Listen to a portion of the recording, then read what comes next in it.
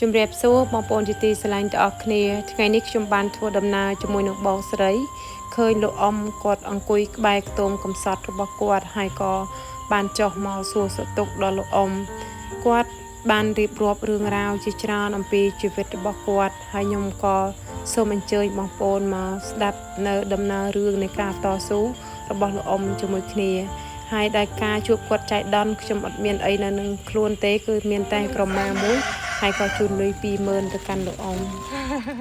ជូនពរឲ្យអ៊ំអាយុវែងហើយចាំមើលឲ្យបានច្រើនមួយហើយណាទៅកណាកុំឲ្យមានគឺស្ដាប់គុំនាអ៊ុយណាចាអ៊ំដូចគ្នាដែរអាយុវែងដូចខ្ញុំណាចាអាយុម៉ែនហើយអ៊ំខ្ញុំណាចាដែលគឺទេ856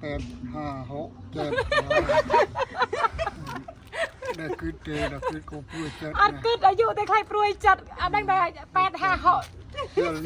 វាលញៀតដល់ញៀតហើយអាយុ30ដឹងបើ30ប្អូនខ្ញុំហី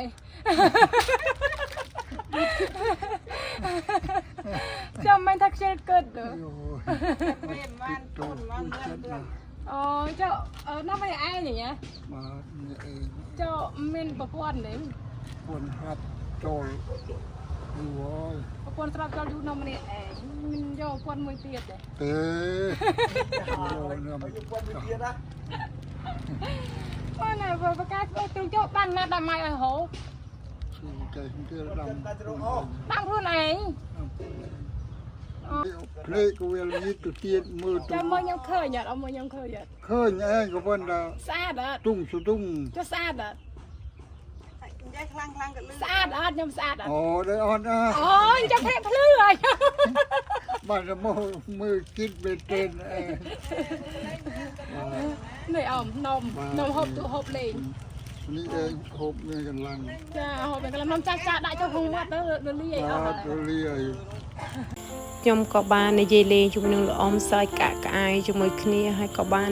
សួរសុខទុក្ខគាត់ខ្លះហើយខ្ញុំក៏ចង់បង្ហាញផ្ទះរបស់គាត់ឲ្យបងប្អូនបានឃើញដែរផ្ទះគាត់នឹងគឺប្រហែលជា10ម៉ែត្រ4ជ្រុងប៉ុន្តែគាត់បានរៀបចំទ្រុងមន់គឺនៅជុំវិញដីរបស់គាត់នឹងគឺគ្មានកន្លែងណាដែលសេសសល់ទេបងប្អូនដោយបងប្អូនបានឃើញអញ្ចឹងគឺមានកលុកកលៀនគៀនកោះគឺគាត់ធ្វើទ្រុងមន់ហើយគាត់ក៏រស់នៅទីនេះជាមួយនឹងសត្វមន់ដែរគាត់អត់មានប្រពន្ធមានអីទេគាត់រស់នៅម្នាក់ឯងទាំងជរាពិការហើយរបៀបក្នុងការចិញ្ចឹមមាន់គាត់គឺប្លែកដែលខ្ញុំមិនដែលធ្លាប់បានឃើញទេគឺមានថ្នាក់លើក្រោមពេញទៅដោយការច្នៃប្រឌិតនិងក្បូរក្បាច់រចនានិយាយទៅ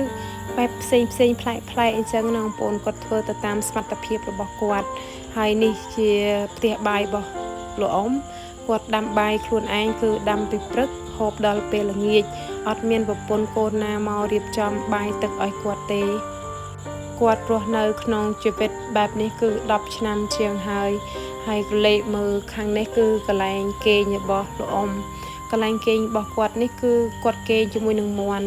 និយាយទៅផ្ទះហ្នឹងគឺដូចជាផ្ទះរបស់មាន់តែគាត់ចូលមកនៅអញ្ចឹងណាបងប្អូនព្រោះអីមិនបានខ្ញុំថាដូចជាផ្ទះមាន់ដោយសារតែនៅខាងលើខាងក្រោមខាងឆ្វេងខាងស្ដាំគឺសុទ្ធតែកន្លែងដែលមាន់នៅសូម្បីតែនៅខាងម្ខាងក្រេរបស់គាត់ដេកហ្នឹងគឺជាកន្លែងដែលមាន់នៅដែរនិយាយទៅគាត់បានរៀបចំថ្នាក់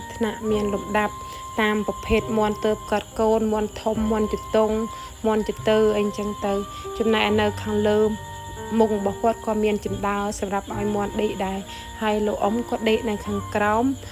កន្លែងមាន់ដេកនឹងតែម្ដងបងប្អូនចំណែកឯជញ្ជាំងនិងដំបូលផ្ទះរបស់លោកអ៊ំគឺរិចរិលអស់ហើយមកខាងក្រោយផ្ទះគាត់ហ្នឹងខ្ញុំឃើញចង្ក្រាននិយាយទៅមើលឲ្យគឺកំសត់ណាស់បងប្អូនទាំងអស់គ្នាខ្ញុំមានកម្លាំងប៉ុណ្ណេះខ្ញុំពិបាកក្នុងការបង្កាត់ភ្លើងដាំតែចំណែកគាត់វិញគឺ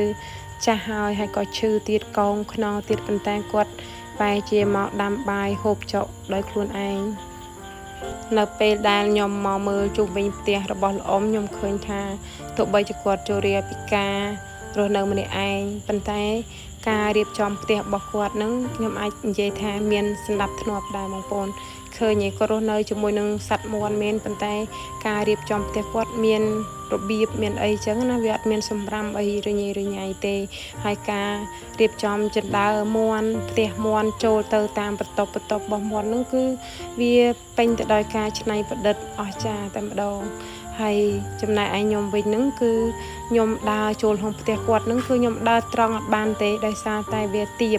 ចឹងហើយខ្ញុំត្រូវដើរអោនរហូតហើយថតវីដេអូក៏មិនបានស្រួលដែរក៏សូមអភ័យទោសដល់បងប្អូនដែលបានទស្សនាវីដេអូមិនសូវជាមានគុណភាពទេហើយខ្ញុំគឺ